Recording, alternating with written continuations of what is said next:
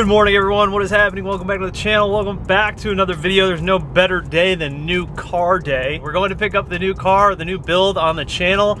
I think some of you guys are going to be pretty surprised about this one. I've been thinking about building one of these cars and jumping into this platform for a long time now. This is all new to me. Everything about this platform is new, which is really why I wanted to do it. And I really like the way that these specific cars, the one that I'm buying and what you can make them into, really like the way that they look. This one in particular is going to be fun because there's going to be a lot of things that happen really fast. I think for this one in particular, you know, it was just it was the right time, and the price is just too good to pass up for what I want to do. It's like the perfect car. It's the perfect spec that I was looking for anyways, for a fraction of the price. I also wanted to let you guys know that I have started a Patreon. I will leave it linked down below. On there, you're gonna be able to watch videos before they get launched on YouTube. And I'm also gonna be doing some exclusive content, some behind the scenes stuff, some more step-by-step tutorial type videos are going to be on there as well. It will all be listed on my Patreon account, and then we'll be doing specials for everyone who joins that and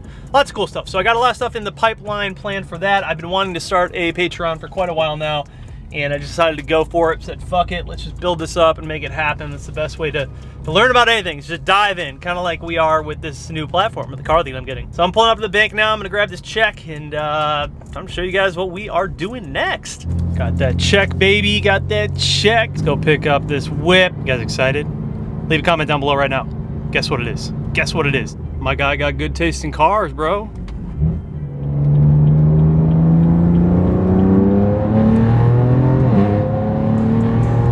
But he's got a key sticker on the 4 Series. What's good, bro? Shout out to my guy in the black 4 Series. He's like, bro, I follow you on YouTube. I love that shit, man. Never gets old. You guys ready for it? Excited to see what it is?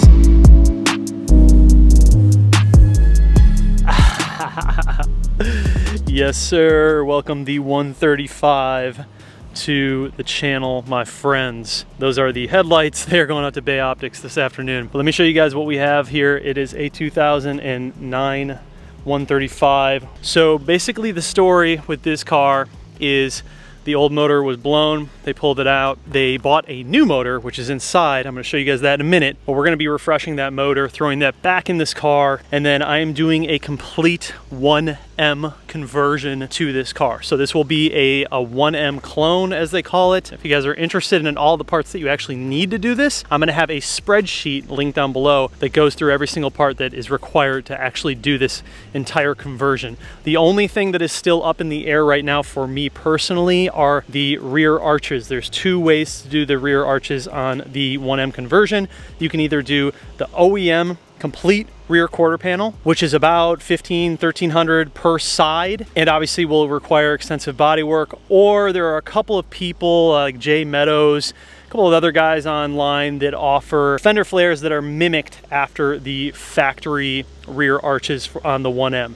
So you can do it that way as well. I haven't quite decided which one I'm going to do. Honestly, it's going to come down to availability, because I think the Jay Meadows fender flares are pretty difficult to get right now. So we might actually just bite the bullet and go for the OEM ones, but then I would probably just cut them a little bit differently to make all of the body work and everything a little bit easier. So I know that right off the bat, it seems like, oh my God, this is crazy. It's going to be a lot of work.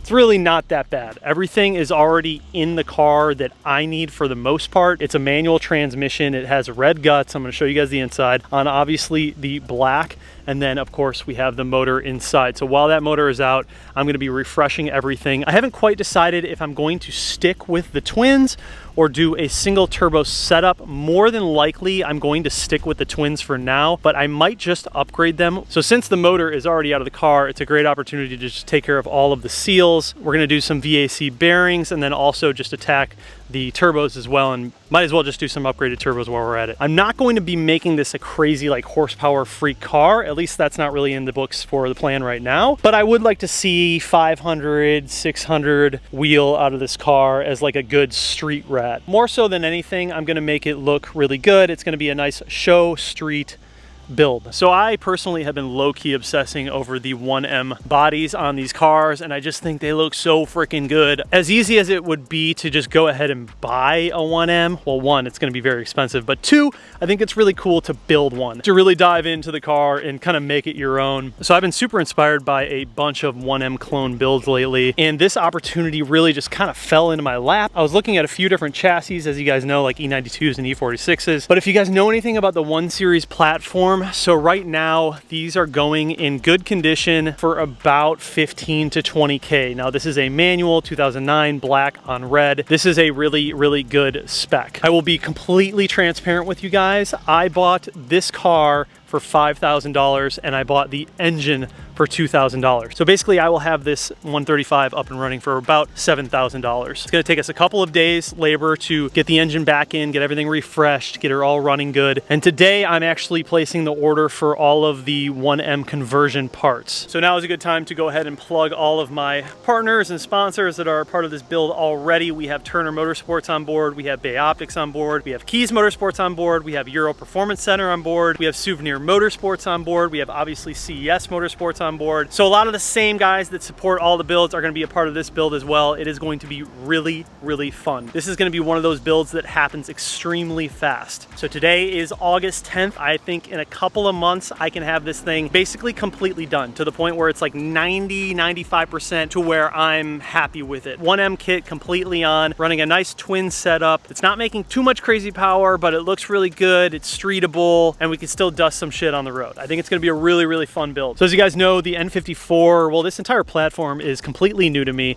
but I've sort of been like low-key obsessing over it for quite a while. The N54 platform is 100% new to me, so there's gonna be a lot of learning for me to do, which I'm excited about. It's like my favorite part of doing these builds. The car looks really dirty right now because it has just been sitting, but it's actually very clean. The paint should clean up relatively nice. Basically with the 1M components that I'm buying, like I said, they're all genuine BMW. They bolt directly up to this chassis, but the majority of the front end will get replaced. The hood will stay the same unless I decide to upgrade it, but the fenders, the front bumper, some of the under panels, the fender liners, and then of course those rear arches, the rear bumper will get replaced with an OEM rear bumper. I put all of the prices in that spreadsheet that I linked, and to build this whole car, it's really not too bad. If you compare it to a lot of like the newer chassis or different cars that I've been building, this is way more affordable than some of those. Obviously, GTS is hella expensive. I'm really looking forward to this. I think that this is just gonna look freaking nasty. There's something about the 1 Series bodies that I've always really liked, but I love the 1Ms. How thick they are in the back, how thick they are up front. They look unbelievable. There's a lot of things about the 1 Series when they're wide like that that remind me of like the M2, just short, stout, and fat. I'll show you guys a little bit of the interior. Like I said, it's kind of in shambles right now, but it does have the red interior, so red guts with black leather. Everywhere else we'll do obviously a custom steering wheel. It is manual. We got the trans in there as well. The interior is in really good condition. I'm gonna be able to bring this thing back to life pretty effortlessly. It's going to look freaking insane when I'm done. So as far as what the car already has on it, it is a 2009 BMW 135i chassis M Sport. It's got 150K miles on the body, clean title. The suspension is ST-XTA suspension, purchased new in 2019. So those are fully adjustable coilovers. They're pretty decent. They're like $2,000 coilovers, so they're not terrible. It's got the 1M M3 front and rear control arms, purchased new at FCP in 2020. It's got the new OEM radiator. It's got the new AC evaporator. It's got a 3.46 ratio diff, large pumpkin with bolted ring gear, 6MT rear axles. So it's not completely stock. It's got some fun little goodies, but the most important part, man, is this car is in really good freaking condition. I can't wait to clean this thing up and show you guys how good it actually looks. We got a little carbon fiber spoiler on the back. I don't know if I'm gonna keep that. I might actually run the carbon trunk. I haven't decided yet. It's already got the Euro tails on it, which is super dope. Those are like the LCI smoked out tails. It does have this junky diffuser, but none of that really matters. This is all going to get replaced when I do the 1M conversion. The exhaust is going to be converted into a quad like the 1M. That will be a fun little project. There's a lot of stuff you need to do to make that work, but these rear arches, my friends, they are going to be busty when I throw on that 1M conversion. And like I said, you can either go the OEM route where you buy the entire quarter panel and then you can sort of cut it wherever you need to or want to make it work. I've seen people cut along there and just use that whole piece. I've seen people cut only on the fender arch. I've seen people cut literally all the way over here and replace the whole thing. It just depends on how much body work you really want to do. If I replace the entire quarter, glass all has to come out. You have to break welds. It's a lot more extensive than if I just basically replaced the over fenders and then obviously the liners and did seam sealing and everything inside. I think that's probably the way I'm going to go. It's going to be the most cost effective and it should look completely fine. Like I said, everything will be for the most part OEM, so it should bolt directly up. So we do have our work cut out for us, of course, but that's how we like it on this channel, and it's going to be a really fun one. And I think the greatest part about this build is it's going to happen fast. Like everything is going to progress extremely fast on this build, which I love when builds are just moving along. So these are the headlights right here. I took these out of the car. They're actually in really good condition. I took these out of the car because they are getting sent out to Bay Optics today. Bay Optics is going to handle a complete redesign on these headlights, and I'll show you guys what I end up doing with that when they return. So now let's head inside. I'm going to show you guys the motor that we picked up. I did have to order a DKM